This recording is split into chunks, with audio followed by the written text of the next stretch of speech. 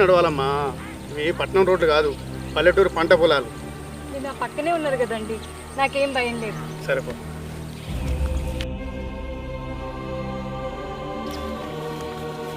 నమస్తే అన్న. నమస్తే అన్న ఈమెవరు? ఈమె మనూరి పంట పొలాల మీద పరిశోధన చేయడానికి వచ్చింది.